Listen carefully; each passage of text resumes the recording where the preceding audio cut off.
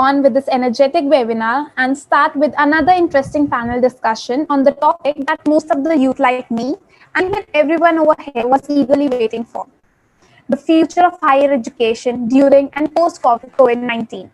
But before getting started, let me give you an overview of our esteemed panelists and welcome them on board.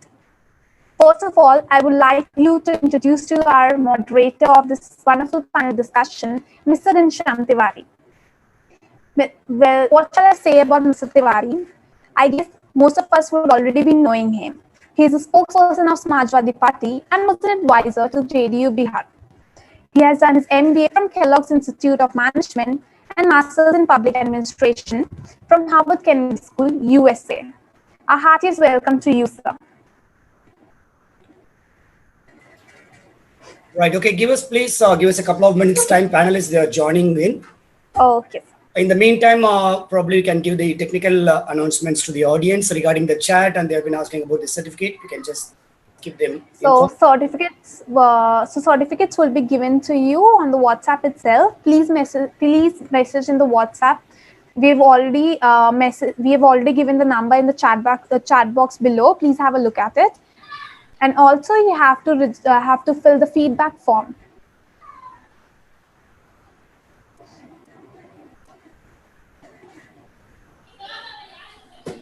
All right. In the meantime, what I have guaranteed, committed to people about the certificate video and also the screen. Let me show that for you again over here, because a lot of you have been asking before lunch also. So let me show you what's that you are going to get exactly for the next 3 days. If you are going to attend all the sessions, you would be filling in the review form every time. Once the session is over, you can fill in the review form that would be sent in WhatsApp to you. You can fill that over, and also you will be getting a certificate for artificial intelligence and also IR 4.0. The session what you have attended will be getting the certificate. For World Book of Records, you have to fill the form. Like that's what I'm going to show you now, and also I'll show you what are the benefits for you if you are going to get that certificate. So please bear with me while I share the screen for you. In the meantime, our panel is also getting ready. So this is the e-certificate procedure. Other two certificates are absolutely free for you: the Artificial Intelligence Webinar Certificate and the Career Guidance Foundation Certificate, for which you have to complete a MCQ test, which is absolutely free. And for World Book of Records Certificate, you are going to pay them directly. You will pay 250 rupees after completing all the 3 days, and after you complete your Google review form. So this is the certificate you are going to get. This is the sample of the certificate.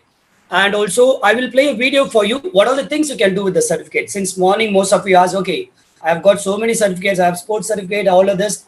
What with this certificate is going to help me? So please give me some time while I play the video for you to explain you what these certificates are all about and where all you can use this.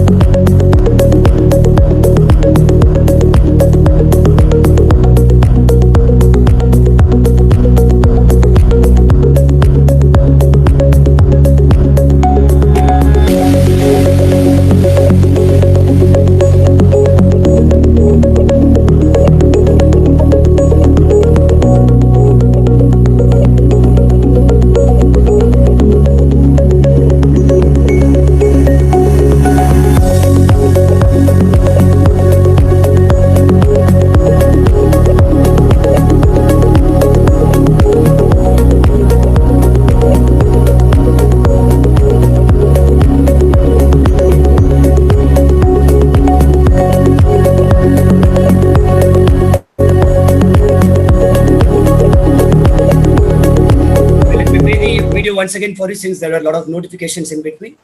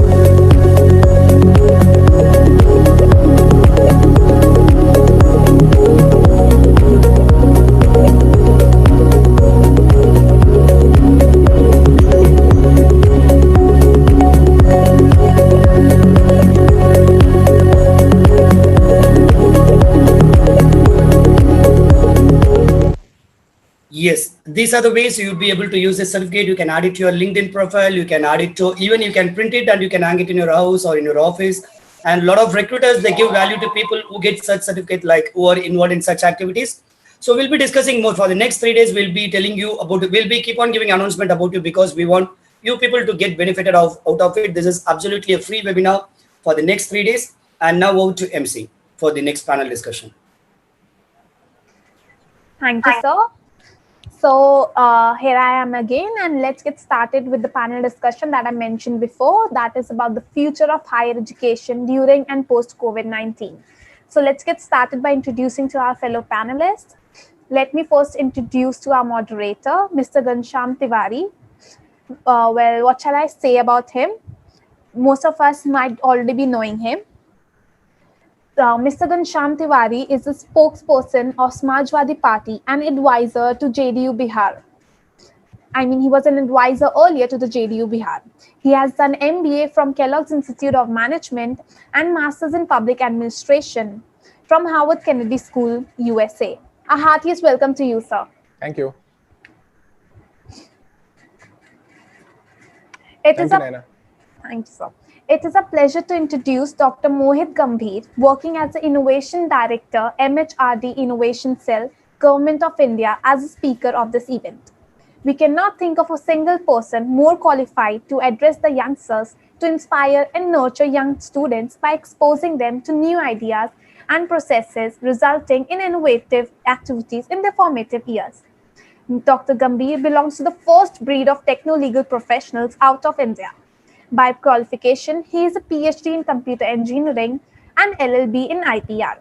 Working at the level of CXO, he gained rich experience in building companies from scratch with the limited resources to smooth sailing operation with a lot of market credibility.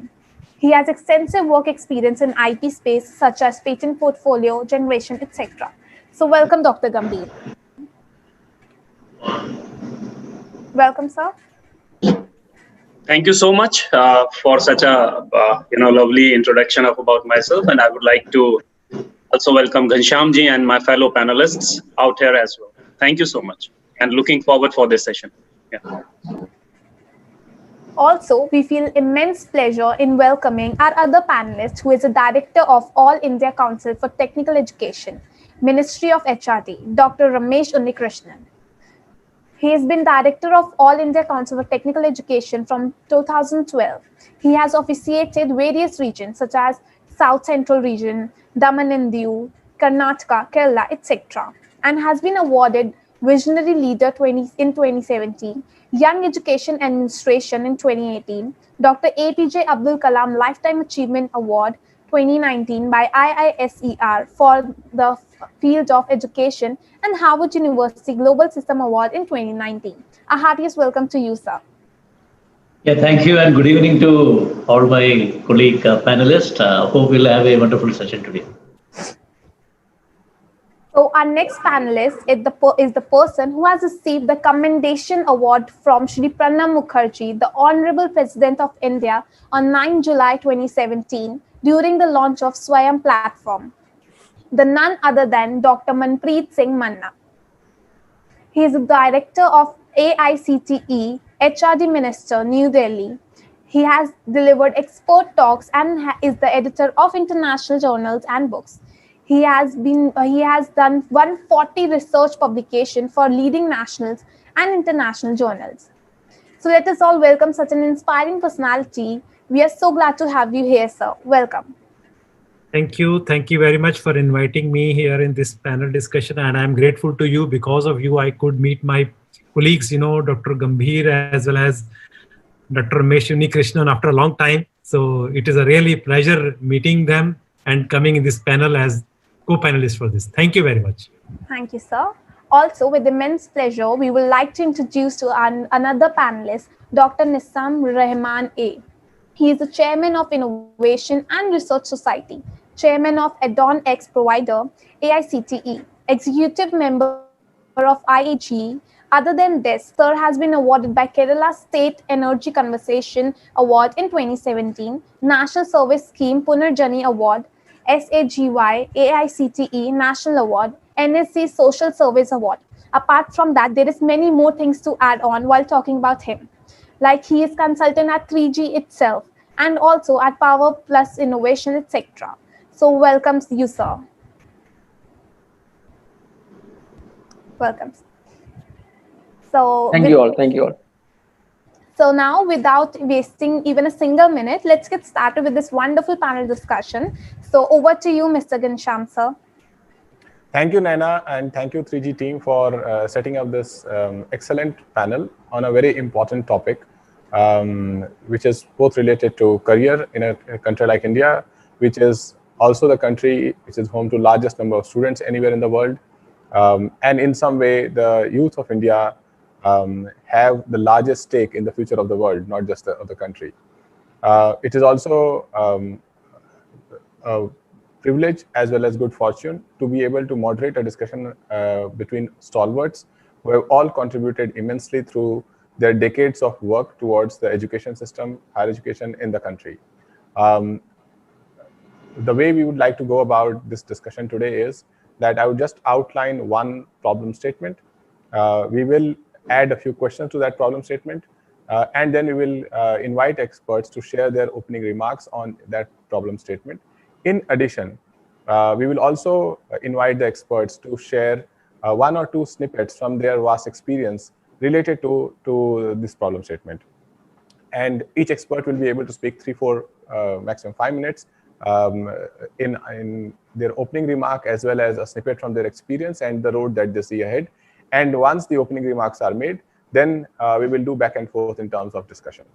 So the problem statement that I want to put forward is that we as a country, as per census of 2011, we had nearly 37 crore kids under 14. This is 2020. A lot of these kids are now in the college going bracket. At any age, India has around 2 crore to 3 crore kids. The new census will come. This number can even be 4 crore. So we are truly the gold mine of youth and the stakeholders of future of the world. Now, at this rate, we still have daunting challenges. Our gross enrollment ratio in higher education, even with the new education policy, is the target is 50% by 2035, which means that less than 50%. Today, this number is under 30%. So less than 50% of our students will enter higher education segment. To give you a sense of these numbers, it means that more than 1 crore youth from now to 2035 will be out of college post school, and around the same number will be in college. Let's look at the youth that are entering the college system. After 3 years of kindergarten or 2 years of kindergarten, 12 years of school education, which is total 14 years of education through the curriculum, the youth enter the college space. Less than 50% of Indian youth, I would say less than 40% of Indian youth enter the college space to spend another 3 years, maybe 5 years towards higher education. Even at this low number, this number is around 1 CR or a little less than that. From that college education, which is supposed to be a springboard towards higher education, towards jobs and a career, what is clearly visible now, at least in the formal market, is that bridge between education and job is missing. A lot of education has also gotten privatized, which means that a lot of parents have paid a lot of money, hard-earned money, to educate their children through the school, through the college, in the hope that one day the child will have a job or the youth will have a job. But that link is missing. So the question is, in this context, what role does higher education in India play to help students go from this 15 to 20 year of journey from kindergarten to school to college, eventually to reach a position of job? What role does higher education in India play in this situation? The roles can be following. The roles could be to make the student a better citizen of the country. It could be to make the students earn the skills that are required to enter the job market. It could be to make the student a job creator, which is also a large political narrative that has been built over the last many years. So, and there could be more such roles. So I would like to ask each panelist to speak about their experience, speak about their view of this particular problem, and speak about a vision for higher education in the context of the fact that more than 1 crore children will enter higher education system every year in the country, and another crore will be out of it every year in the country, will not be able to enter, and yet we don't have jobs to offer these many students. So going by order, we'll start with I believe Dr. Manna is the most senior person in the panel. So we will start with Dr. Manna, and then we will speak to Dr. Ramesh Unnikrishnan, Dr. Mohit Gambhir, and Dr. And I'm sorry to interrupt, sir. We have missed to introduce one more panelist since Sure. I added him late. I would request MC Naina to give introduction for one more panelist. Sure. So sorry, Mr. Tiwari, to interrupt, and also sorry, sir. We would like to welcome Dr. Manoj Tiwari, the Regional Officer as an Assistant Director, Northern Regional Office, AICTE Kanpur. So, heartiest welcome to you, sir. Welcome, Dr. Tiwari, and thank you, Naina, for correcting that mistake. So going back to the order of the discussion, I would like to invite Dr. Manna to speak about the problem, speak about the opportunities that exist, and his vision on how higher education plays to solve this problem. Thank you very much, first of all, to be inviting me on this panel discussion, and it's going to be a very good panel discussion because two strong Tiwaris are there in my panel, being a moderator and one co-panelist. So definitely it's going to be a very strong. And when Ramesh Unnikrishnan, like a personality, who's a man with having education in his DNA, if somebody will take a blood test, you will find what is education from his blood. And the innovation started in my country through Abhay Jere, and then legacy has been taken up by Dr. Gambhir. So I don't find any kind of this thing. The gap area which we cannot be going to be tapped in this panel. It's going to be very powerful. First of all, I'm grateful to the government of India. Again, one more historical milestones. If anybody wants to do even a PhD, for last 5 to 6 years, the government initiatives, the central government initiatives in an education system, when you talk about Make in India, when you talk about Digital India, the name, when we were doing a BTech, there was no word like innovation or startup sort of things. Only R&D. We heard word research and development. And what kind of research? Every university was doing the PhD, theses were happening here and there, no patents. We were in the global index, I think beyond 100. And today we could reach to the 50 global index. I'm really salute to the present government of India because of these kind of words, these kind of vision, they have come. Now the final new education policy 2020. So whenever we talk about the education, we cannot skip the three things. One is called the interdisciplinary approach, accessibility, affordability, and of course, the language accessibility.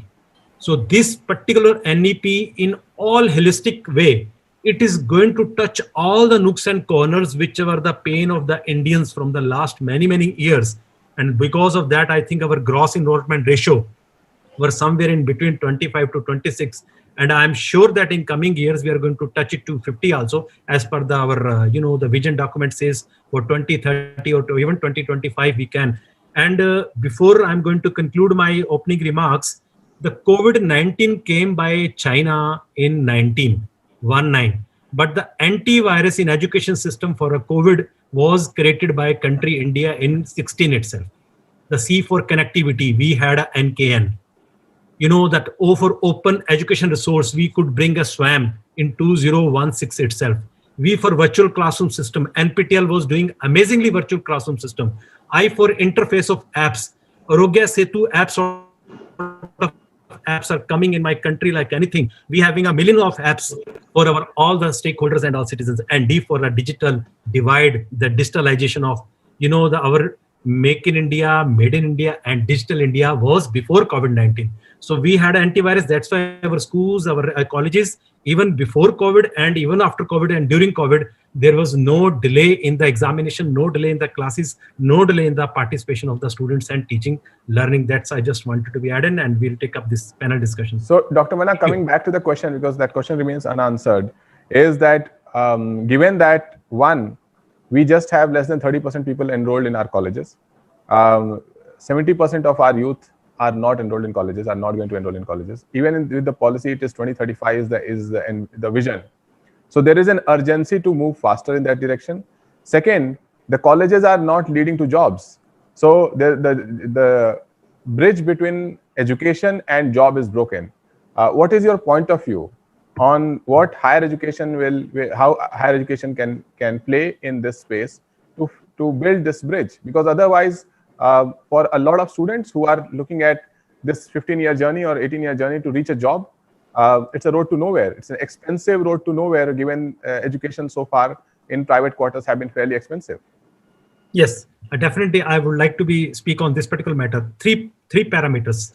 The very first parameter, it is the first time in my country we understood the choice-based credit system. Based on the choice-based credit system, earlier the student was hesitant to go for a 3 years BA program. He don't want to study economics every year.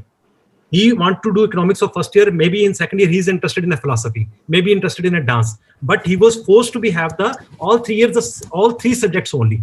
So the competency is the one part. Competency can be taken from the 60%. That was the touch point. The choice-based credit system in my country is changing the gross enrollment ratio. Now students understand that even doing engineering, I can take a music, I can take a dance, I can take a journalism, I can take any other kind of subjects. Like my passion and profession can go simultaneously. That is the one class. Now I'll come to the B point. You have seen the NEP. What NEP says, my 10,000 institutions in my country, those are from the AICT domain. Now they can go for the interdisciplinary courses. Like the day is now ready. We can start BA or BSc in an engineering college. I will give a simple answer. Today, in one particular state, in one particular village, there is engineering college. But the 50% of the students of that village cannot go away from the village, but in that engineering college, they are not interested for BTech. Now, if the BA is also going to start with the same infrastructure, with the same college, I think they will be able to be registered over there, because some students cannot afford the transportation. Some students cannot afford the hostel charges. And these kind of the limitations like UGC colleges, UGC domain, AICT college, AGC domain, no more this kind of, the isolation. It is an interdisciplinary approach. Now I'll come to the third point. Earlier, whenever we talk about the higher education, more or less, it was going to touch onto the one discipline of the language. Now with the 3 language point, I'll tell you the story. It's a hard truth story. When I studied my BTech in Mandya, PS College of Engineering, Mandya, I was facing a very difficulty during my first semester because I was not knowing Kannada.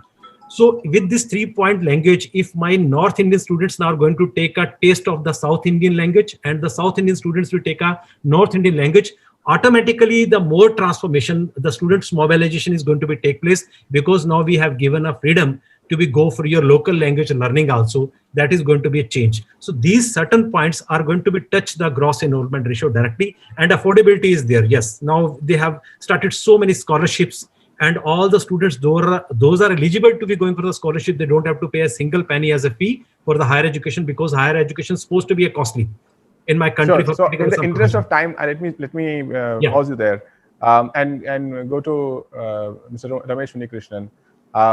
I think the question still remains as is. Doctor, it would be great to learn about your point of view about this and anything else you want to add in your opening remarks. Yeah, once again, good evening, sir. Sir, I would like to share my views in a different context, sir. So being, I got an opportunity to work with AICT in different regions, almost 9 states. I could be the regional officer in my last 7.5 years journey in AICT.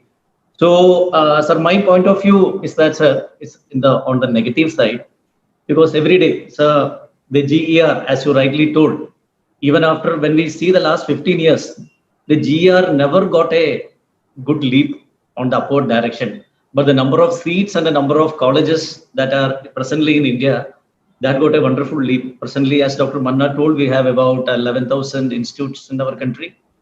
More than 30 lakh seats are being offered to the aspirants.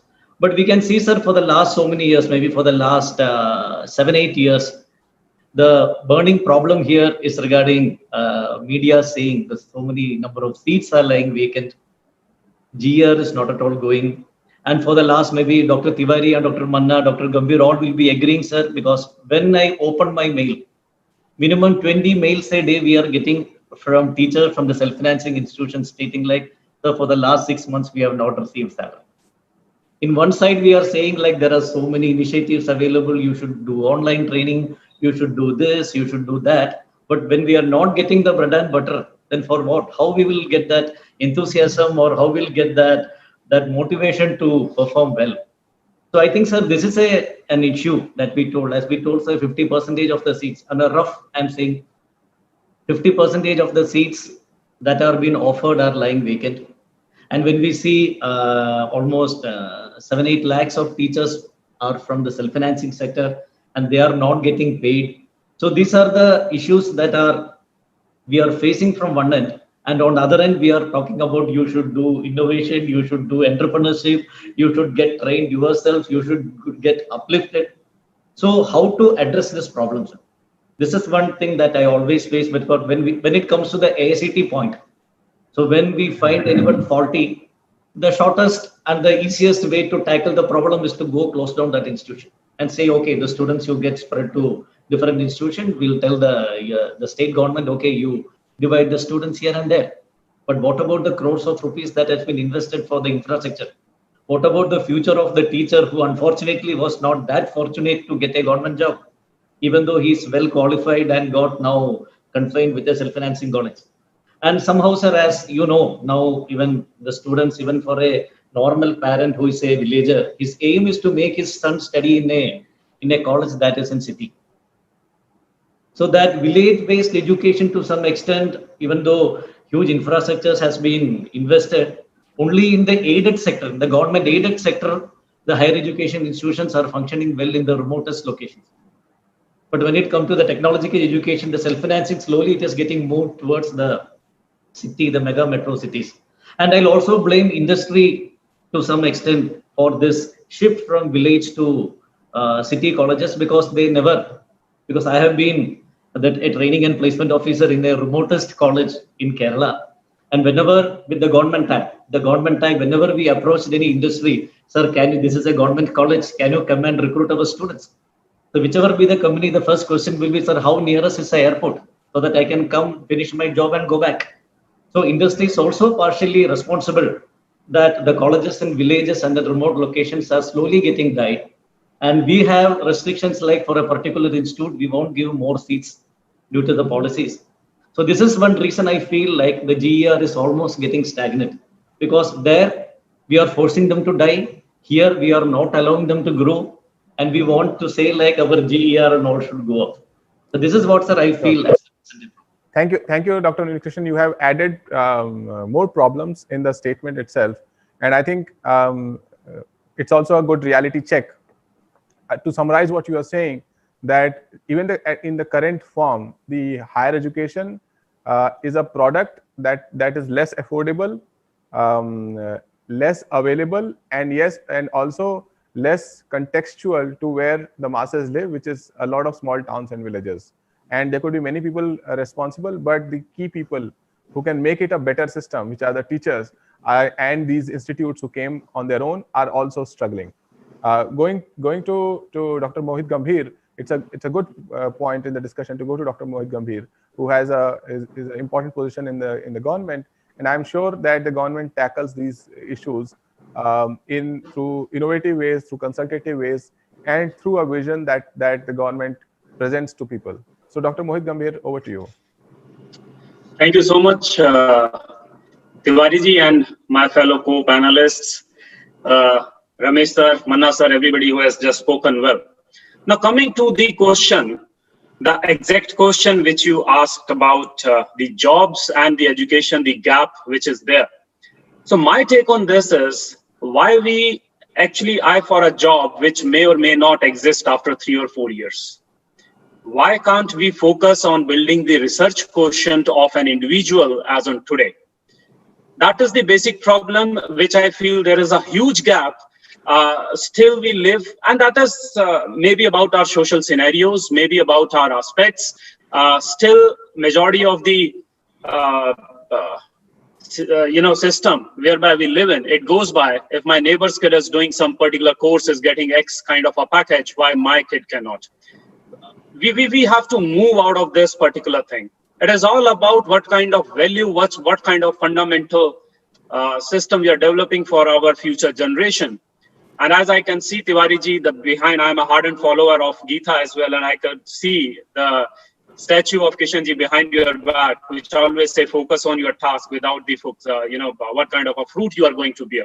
In a similar manner, our education system has to be, which Manna sir pointed out. And I would like to take the example of my own daughter, like she is in +1, what she is pursuing: music, physics, vocal arts, maths, business studies, because she can take that IB diploma. Now our new education policy might cater to that. Now coming back, jobs and education, we always crib along skill upgradation, upskilling. For me, it is a big myth. It is all about the kind of requirement what we are having today, down the line 2 years after what may, and living by the side of AI. So it's all about increasing the research quotient of an individual so that person can accommodate himself or herself in the changing scenarios. And we have to become a creator. We don't have to become the donkey in the donkey race. That's I firmly believe in. And if we move away from that, I believe the GER and the job scenarios and other things, they are bound to be reduced. That's my take, Tiwari ji. Sure. Thank you, Dr. Gambhir. So basically what you're saying is that in some way, in the end, the onus of what the student is going to become is on the student himself or herself. And she or he need not say that it is this education policy and the way I got education led me to the wrong track. The student must be the owner of his or her career. We'll come to that. Going forward to Dr. Mishra, I invite him into the discussion. I'm sorry that we missed introducing him in the beginning. It would be great that if you can share your opening remarks. Dr. Tiwari, sorry. Once again, good evening. So what our co-panelists has told, I somehow may like to introduce the problem is there. We all know that there are so many problems, but how to come out of that? That is the main question on where we have to see the things, how to get the opportunities. So if you see, when the COVID have started, we were in the ICT or in UGC or in the education system, you see, there were not such infrastructure that the student can go to the institute. Now within three months of time, everything has changed and the classes are being held online. All the approval process of the ICT has been made online. So I would like to say only the thing that when there is some problem, we have to see the challenge and we should come out of it. Like the enrollment ratio, how to increase it, there are so many parameters which has been taken into the new education policy, because you will appreciate the fact that because of some problem or something, if somebody has left his first year or second year, then he could never be able to do the graduation or post-graduation after a year or 2 years, because he has left in the first or second year, then he has to get the admission again. So there was a major problem, because of which if you see the dropout in higher education also, there was a tremendous number. Now you can earn the credit, as Manna sir has told rightly, that CBCS system, credit-based price system, in Delhi University it was introduced first time in 2012-13. So I was there and we have seen that how to be best utilize this. Anybody in any department choose the other courses of any other department that was being done at Delhi University. Now it is to the colleges, to the universities of various places across the country. So the enrollment surely will increase, and there is no doubt, even in my state, that which I am holding the regional as a regional officer in AICT since last almost 4.5 years, we have penetrated polytechnics in all the districts, in all the UP districts, all over. These polytechnics are available. Almost 190 polytechnics are there in the government sector only, which the fees is almost zero. In Bihar, every district has the polytechnics now, which the fees is only 5 rupees per year. So you can imagine the affordability is also there, and the seats in all the government polytechnics, if you see, they are occupied by the students and they are getting well. The second part which we are talking about, that how to get some job after the doing this. What is the problem? Problem is that when we see in one structure that how many are getting the services.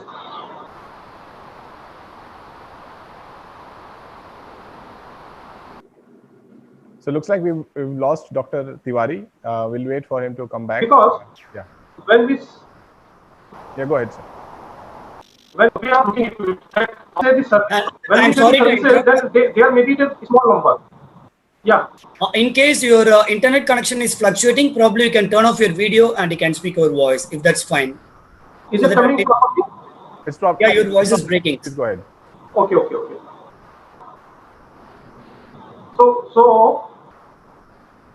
So I say if we are looking at the one thing, that the job should be in any kind of, it may be service, somebody is going for opening some kind of entrepreneurship or something. So all should be taken into account, and therefore if we see in last 5 years this job, even we have make a survey into certain polytechnics where the students are coming out at sample level, and engineering colleges also where the BTechs are coming out. Many of the students are either going for the higher studies, they are getting some campus jobs, or they are becoming the entrepreneurs also. So overall scenario has to be seen into that, and I hope this new education policy will make a major difference in the gross enrollment ratio. Thank you. These are my points.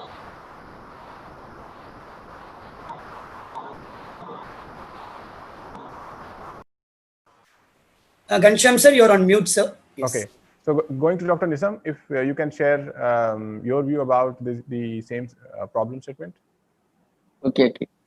Thank you to all participants over here. And I think it is audible, clear. Yeah. Yes.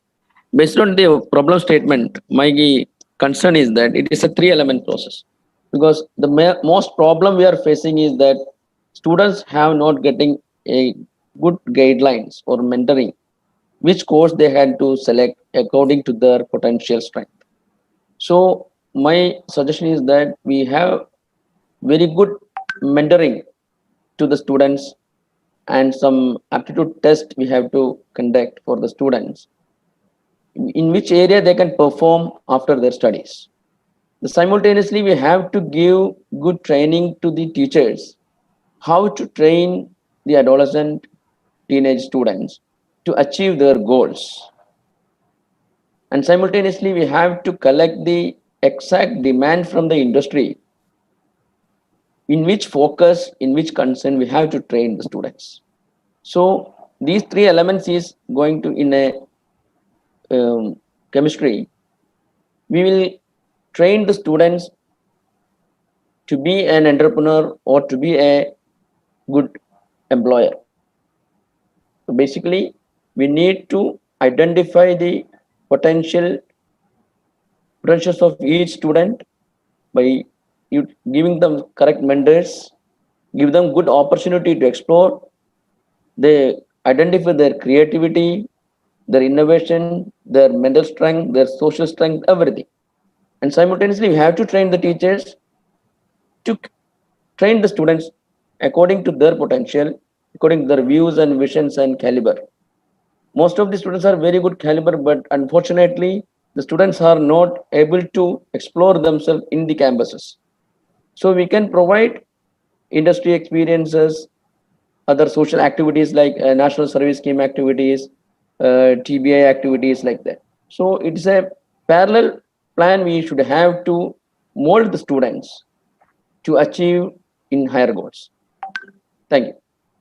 Thank you, Dr. Nizam. So if I summarize, right, I think our opening remarks on this particular problem also expose the problem even more.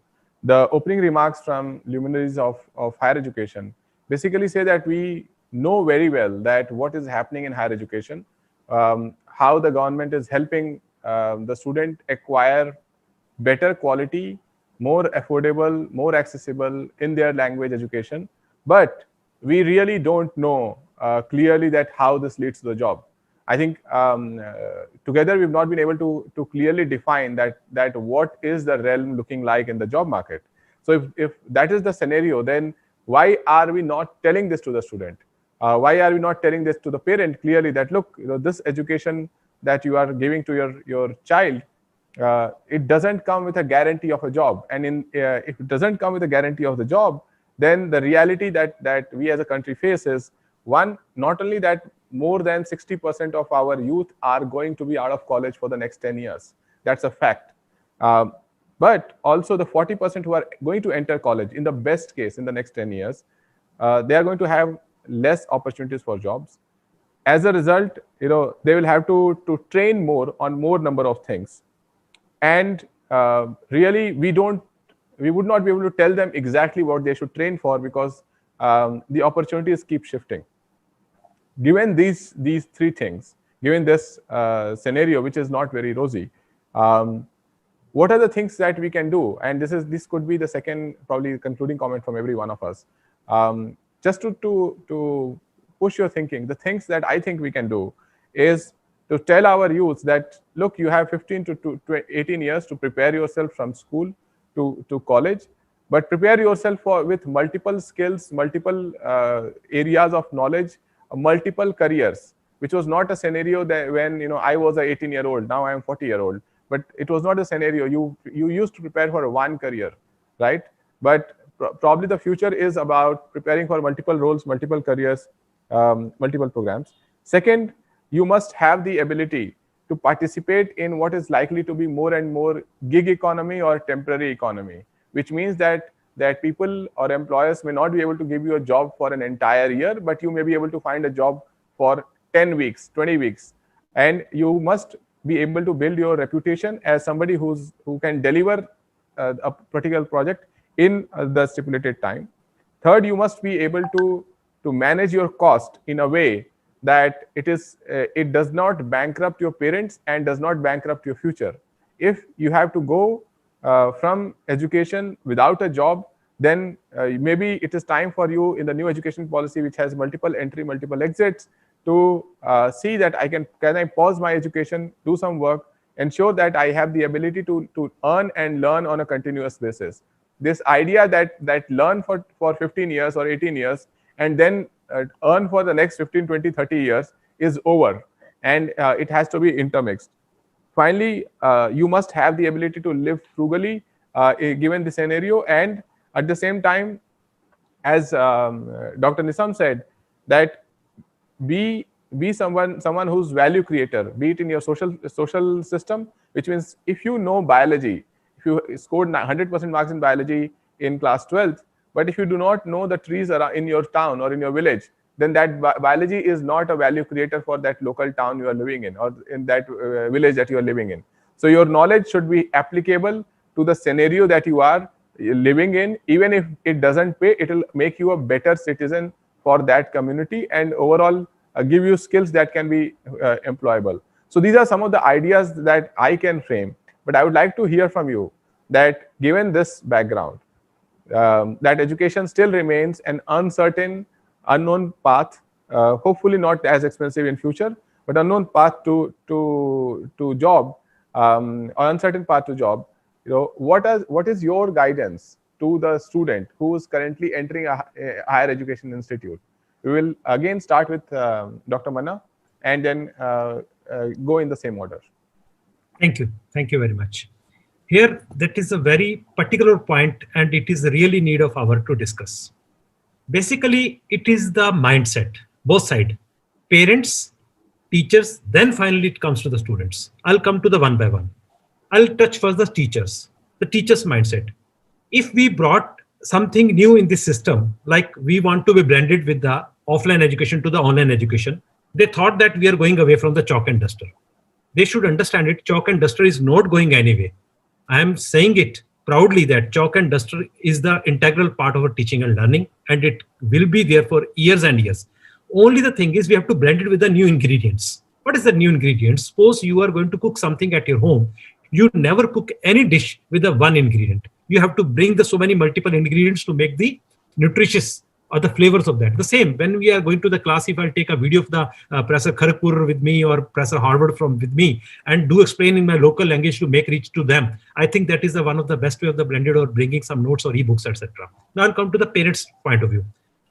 Already we started with the NSQF. What was that? National, Skill Qualification Framework. But we could not succeed well. You see the data. Why? Because we said level 1 to level 9, we will give you the promotions. It was a vertical upgradation of your skills. But do we have any time entry to the conventional courses? Do we really give the newspaper advertisement? MTech from NSQF or MTech from the BTech from AICT are eligible to be here as a teacher? Even till date, we cannot take a assistant professor, even though have done AMI also. That is the, one of the associate membership of the, although they do the practicals, they do the project work, they do the so much, because there is some limitations. The policy. Now we brought something new in the NEP, if you see very closely, that is the multiple entry and multiple exit. So if student is going for a 1 year and see it is not my cup of tea, immediately he can switch over. But started with a BTech first year, till he gets a degree, he is in a BTech, although he wants to do BA with music. Because after 1 year, he understood the science is not my cup of tea. But there is no option, because that 1 year credits were not going to be transferred to honor. I think this is going to be resolve the problem, because many students at the age of matric and +2, they could not have that kind of the counseling or met that kind of consciousness, and they opt because of the society. The friend says, I'm going to engineering, okay, you come with me engineering. After joining engineering, they will come to know I'm good in music, I'm good in drama. But he said, sorry, your 1 year is going to get lost. You have to start BS first year. Oh, BA first year, I will be junior to you. Yes, you will become IS before than me. No, sorry. If this kind of multiple entry and exit is going to be in a true spirit is going to be happen, and our skill programs are going to be intervened with our vocational training, with the conventional training, I think it is going to be amazing change. That change can bring this change. Parents never teach the student, you are going for diploma, that you must go for a lead. We have only 10% lead seats for the engineering. Why every student is dreaming? If they are planning for lead, they should go for +2. Diploma means we all MSMEs in my country, they are looking for the engineers. Those can even paid for 10,000. But after doing BTech, they never go for that job, because everybody wants white collar. They don't understand what is a gray collar, what is a blue collar, because we never teach in a gray collar, blue collar in my college. So my diploma students should feel that I came to diploma to become a junior engineer, and with the due time, I will get promotion to even SDO or Axion. That is the thing. But no, teachers also, no, you don't want to go for degree. Why? You are not preparing for the entrance. Why every time entrance, if he's doing diploma, he's happy with the diploma, let him with the diploma. After diploma, let him go to the industry. And I think industry with the diploma, 4 years experience, much better than my BTech, much better than my MTech, because that practical experience is giving a much lot change to my country, my production, and my, GDR, everything. So that is my way, that skills and the conventional go parallelly, but the mindset has to be get changed by the teachers as well as the parents for this. Thank you. Sure. Thank you, Dr. Manna. Going to Dr. Unikrishnan. So what are your views about this?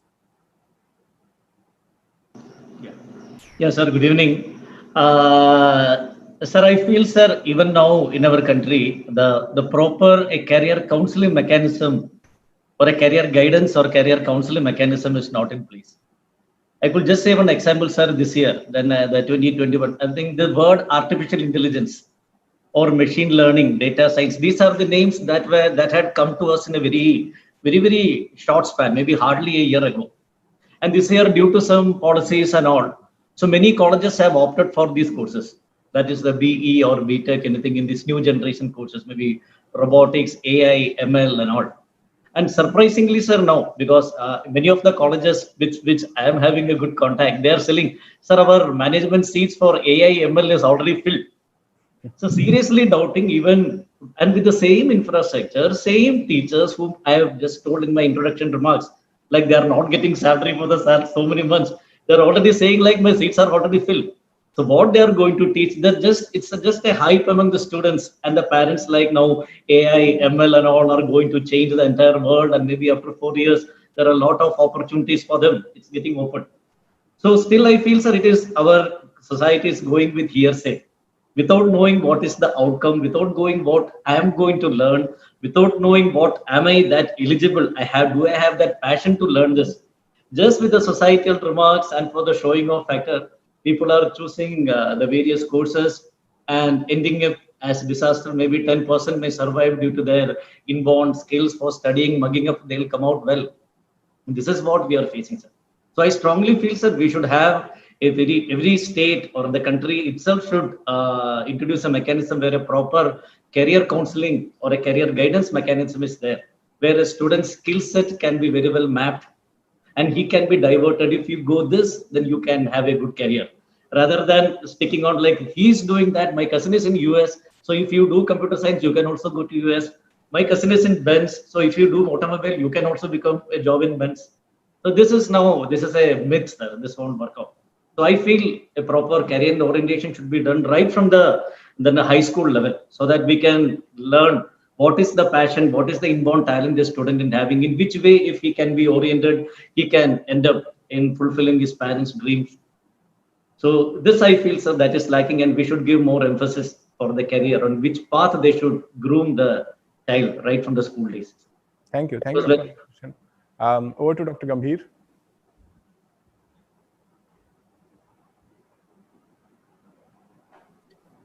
Dr. Tiwari, I would like to request to rephrase the exact question again, because it seems so much of information is sinking in.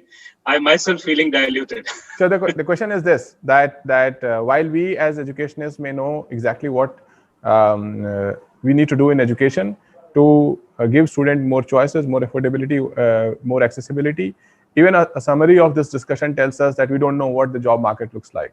And as a result, education still remains an expensive road to nowhere for a lot of students. So given that, what is your guidance to the student who are traveling on this expensive road with an aspiration to find a job at the end of this journey of education? I had given certain ideas towards it, but I wanted to hear your point of view about it. Thank you so much, Tiwari ji, for bearing with me. And why? See, there is a reason I ask you to rephrase the question. It is not that I was not following in. The point is, many of the audiences who are listening, you answered one thing. The question is that whether I'm going to get the job out of doing this 14 or 16 or 18 years of study, or what shall I pursue as in today's scenario, which nobody of us even aware of. So that again brings us to the very basic thing which I told in my welcoming remarks. Fundamental question, the research quotient, the curiosity quotient of an individual has to be increased. Education has to be made affordable, be it BTech, MTech or whatnot. It is as necessary as we have kind of medical necessities or food necessities. It is there, but it has to be choice-based, which Dr. Manna also pointed us that even in today's advertisement, you can very well see somebody who has done this particular education from distance mode need not apply. We should move out of this particular mindset. We have to come up to a level, if someone or an individual is capable enough, he has to come forward. Very quickly, I would say Mark Zuckerberg, Bill Gates, Steve Jobs. I'm sure everybody is aware of what is common out of these. We say that these are all school dropouts or college dropouts, and then we crave that why Facebook, Google, Microsoft, Amazon don't come out of India. What are we looking at? What are we craving for? So it has to be, yes, money is an offshoot. It can be made. Number one, we have to make better citizens. We have to provide the kind of education which is required for an individual. They have to become better citizens. Rather, we all have to become better citizens. And then it has to be applied indigenously to create wonders. That is my take on that, how education has to be perceived. We should not at all link it that after 4 years or 7 years, this particular job I'm going to. Mind it, while I was doing my graduation, Google was not there at all. Facebook was far off dream. Amazon was not born at all. I was not even aware of that down the line, whosoever where I'm going to work. But I should equip myself with these kind of qualities, the aspects that down the line, 10 years, 8 years after, I should be capable enough to go and join that particular task, which is going to happen in today's scenario. AI we are talking, blockchain we are talking today. Are any of us aware of that down the line 5 years after, which kind of particular technology we are looking at? I'm afraid not at all. So we should channelize the system in a way, the faculty members, the students, the guardians who are there, we should feed in the best of education. They should become the better citizen and increase their research quotient, how to do more research, equip ourselves and take on the task. Maybe in future we might be looking at multitaskers. So your answer to uncertainty about job is better quality of education and preparation of the student to be able to face all uncertainties now and in future. Going to Dr. Tiwari for his answer to this same question. Thank you, sir. So there are so many ways to overcome these issues. Actually, if you see the earlier scenario, the education given in physical mode, that is by the chalk duster in the classroom, then online was there, the distance and open learning was there, the vocational was there, and many more methods were there. But they were not make equivalence to each other. And as our panelists have pointed out that when you go for the job, then there was no such classification who can apply and who cannot apply, and it was thought that who has done the education in the regular mode is only the one way where we can choose the aspirants for that job. So now in new education policy, all this has been taken care. Because of this only, if we were facing a problem and we could have come out with the solution. So now all this has been taken care, and post-COVID also, there are so many things which are coming up online. Even you see, the classes are being held online, the examinations are also being held online in some or the other way, that the student has not to go to the classroom and write with the pen and paper. So now they are giving the examination, they are coming out with the solution.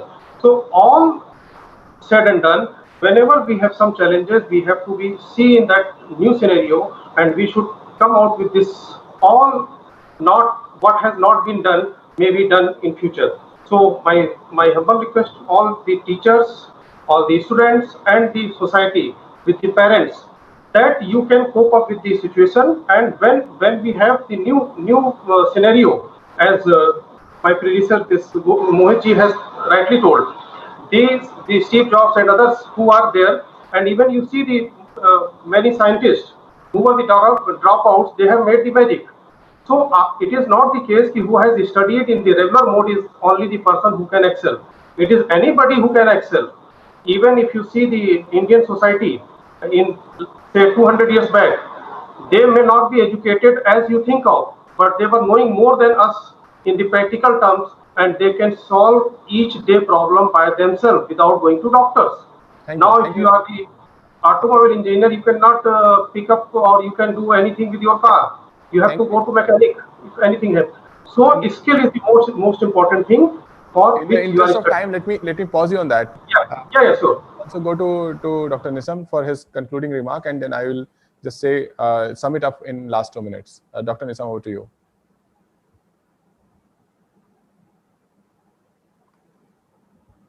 Dr. Nisham, can you hear me?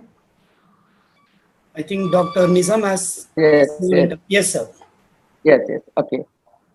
Very good points I got from other panelists also. And my suggestion and my opinion about the post-COVID education, higher education system. There is 5-element theory. Pentagon theory is there.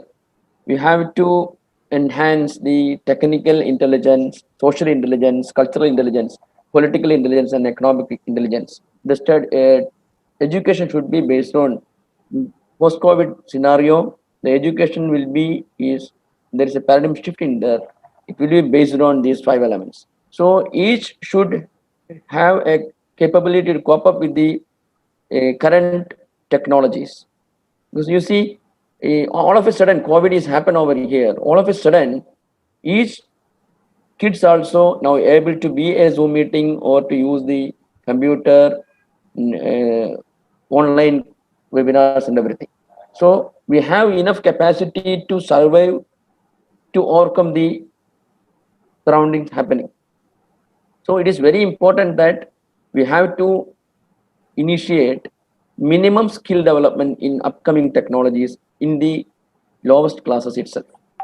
So we need to train each teachers, those who are teaching in kindergarten, high school level and higher secondary level, what will be happen after 5 year or 10 year? They should become a mentor. They should be able to identify the capacity, interest, potentials of each kids, those who are along with them. So they can easily channelize the students to which courses in higher education they can choose, and they can perform well. Sure. So in I'll pause post, you, Dr. Nisam, over there because we've run Please, out of time. With permission of the organizers, if I can take just 2-3 extra minutes to summarize the session for the viewers. And I have also gone through the questions that a lot of people have asked. I'm sorry that we have not been able to take your questions in this discussion.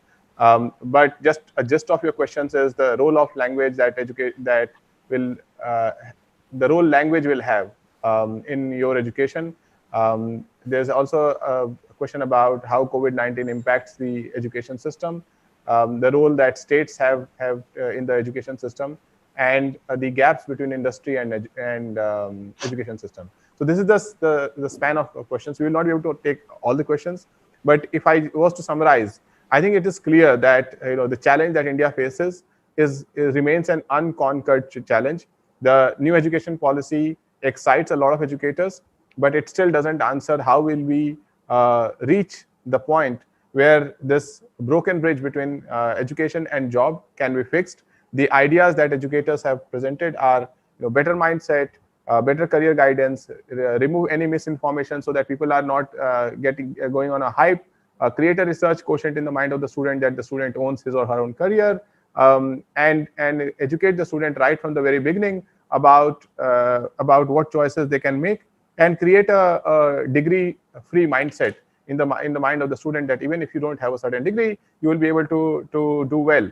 The question, particularly on the degree-free mindset, and every time the ball is pushed in the court of the student or the parent, I get worried because most of the decision-making resources lie with the government and the institutes and the private sector, not with the student. So when you push the ball, you are depending on the weakest leg of the system to transform the system. And when we talk about the examples of Bill Gates or Mark Zuckerberg, we forget that every year we have 1 crore kids dropping out of the college system. So if we have to produce on the basis of those examples, there are these 1 crore kids. Why can't they? Why would that not come out? So I think these are, in my opinion, wrong framing of the opportunity that lies ahead. I believe that the right framing, and my own experience, having studied in multiple states as my father served the Indian Air Force, and having traveled different domains from engineering at NIT Surathkal to MBA at IIM Bangalore and Kellogg School of Management and public administration at Harvard, and then working in politics, building a company in EdTech which teaches high school students through digital education, and taking a number of initiatives. I think the real opportunity lies with technology to accelerate the scale of information or knowledge transfer to every youth in the country in the language that they can absorb that information or knowledge, understand that given where they stand, where they can reach in terms of employability, whether in the gig economy or in permanent roles. Every one of these things can be done in a missionary mode. The government that can make an Aadhaar card for every individual can easily give the right knowledge capsule to every and information capsule to every individual in their language if it takes it up in the mission mode.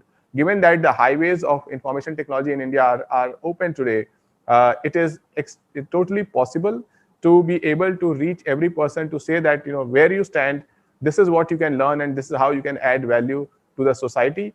The final point is, having seen the grassroots politics, particularly in Uttar Pradesh and Bihar, I think the degreeification of the last 20 years has taken away people from the esteem that they had about doing the work that they were already doing. So a farmer's child in many places in Uttar Pradesh and Bihar would not want to be a farmer because now the farmer's child has a BA degree or a BSc degree.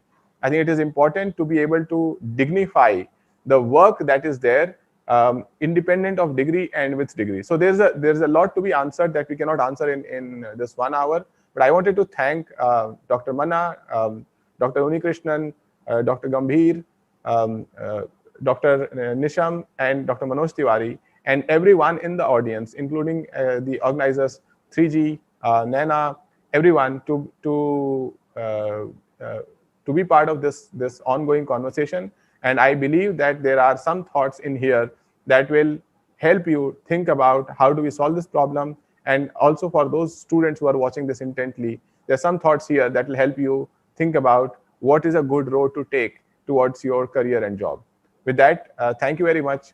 Given that this is COVID times, please stay safe and please stay positive. So over to you, Naina, and the 3G team. Yeah, thank you, sir. Thank you very much. Over to the MC team. Thank you so much, sir. So here I would like to thank all the panelists for such a lovely session, and it was very great and informative discussion.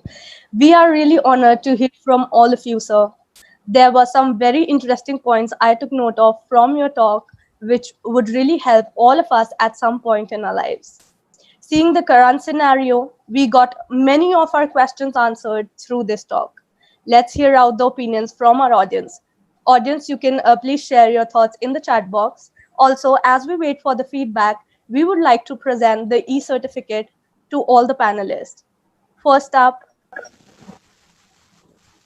we have Ghanshyam Tiwari, sir. Please accept the certificate. Thank you. Thank you, sir. Next up is Dr. Manoj Tiwari. Thank you so much, sir. Next is Dr. Manpreet Singh Manna. Thank you. Thank you, sir. Thank you very much. Dr. Ramesh Unnikrishnan. Thank you. Thank you so much. Thank you, sir. Dr. Mohit Gambhir. Thank you. Thank you. And Dr. Nizam Rahman. Thank you, sir. So we have some very, very great responses for this panel discussion, and we are really glad to hear from the audience for such lovely interactions and such lovely feedback. Thank you all. Thank you. So next, join the mission, build India. Join the mission, build India to serve the world. join the mission and build India to serve the world. Join the mission, build India to serve the world. Join the mission, build India to serve the world.